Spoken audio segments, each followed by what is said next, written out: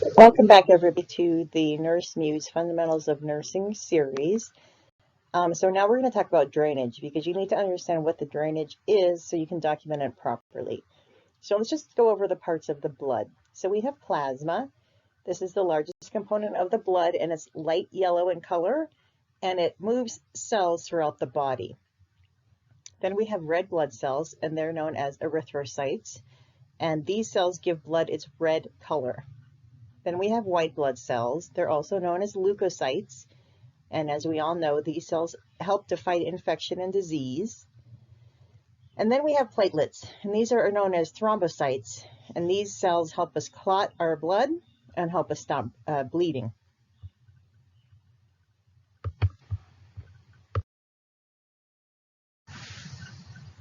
So as a nurse, you're going to have to be looking at the drainage and describing what you see on the wound covering itself.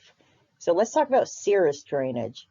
So serous drainage, it's plasma, and it's composed primarily of serum, and it's a fluid, and it's mostly composed of water and proteins that work with the platelets to help clot your blood. And it's also known as a serous fluid or a serous exudate.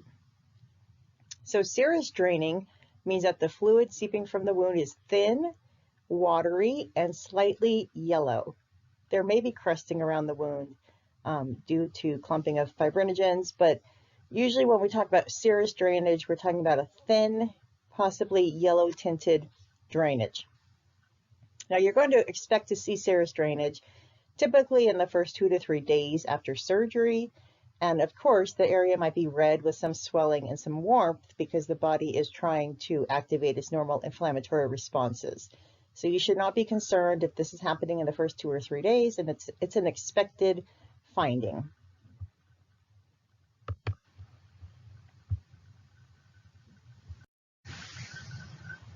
Now, if we're talking about serosanguineous draining, what does this mean?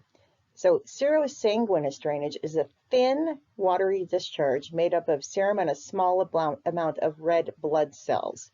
So this discharge, remember the serous is thin, yellowish color. This discharge, serosanguineous, is going to be pinkish or even maybe have a few visible clots of blood. Again, this drainage should clear up as the healing process begins. So now let's talk about sanguineous drainage. So sanguineous drainage is when thicker red blood cells are draining from the wound. And this usually occurs when there's a deeper incision that has gone through multiple layers of tissues. And it can also happen if a larger blood vessel was accidentally cut or nicked.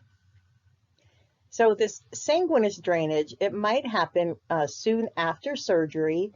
And of course, we expect it to slowly go away to resolve on its own once there is ample clotting in that area. So this is never really considered normal. So if we see sanguineous drainage, of course, we want to document it, describe it as best we can, and then let the provider know to see if there are further actions he or she would like us to take. Okay, so let's now talk about hemorrhagic drainage. So a hemorrhagic drain is when blood is freely flowing from a wound. It usually occurs when an artery or vein has been damaged. Now, this is not good. So if blood is bright red and spurts or gushes, it means that an artery has been ruptured. And usually if the blood is darker and steadily flowing, it means that a vein has been ruptured. Now, of course, hemorrhagic drainage can be life-threatening depending on the amount of blood loss and how hard it is to stop the bleeding. So this is in need of emergency care. We might need surgery to go in and repair what's bleeding, blood transfusions, IV fluids, and we need to stop the bleeding and look for signs of shock and death. All right, purulent drainage. So purulent drainage involves the presence of pus. So pus is a thick fluid made up of dead cells, tissues, and bacteria that can develop where there is an infection. So pus is often has a foul smell, and it can be different colors: white, yellow, green, gray, or even brown. So of course, if our patient has purulent drainage, we need to assess for signs of infection, such as fever, chills, increased redness, pain, and swelling around the site, we need to look at the wound, make sure that the wound has not dehisced, which means that the incision has started to open up. We need to alert the provider so that he or she can come in and assess the wound, and we need to be sure to be assessing our patient for complications such as cellulitis and sepsis. So of course the goal is to get it treated as soon as possible, usually with oral, topical, and or IV antibiotics depending on the severity of the infection. Okay, seropurulent drainage. So seropurulent drainage means that the serum and pus have mixed together to form a milky white discharge. The discharge may have a foul smell or even maybe sometimes no smell, but there are going to be signs of infection such as fatigue, tiredness, low-grade fever, swelling, redness, and tenderness at the incision site. So when we talk about a wound and a wound healing, we have some expected healing signs and symptoms that we need to look for. So a normal signs of healing would be that the drainage is clear, maybe slightly yellow or tinged with pink. The fluid discharge is thin and watery. The drainage does not have any odor. There is only a small amount of bleeding or no bleeding.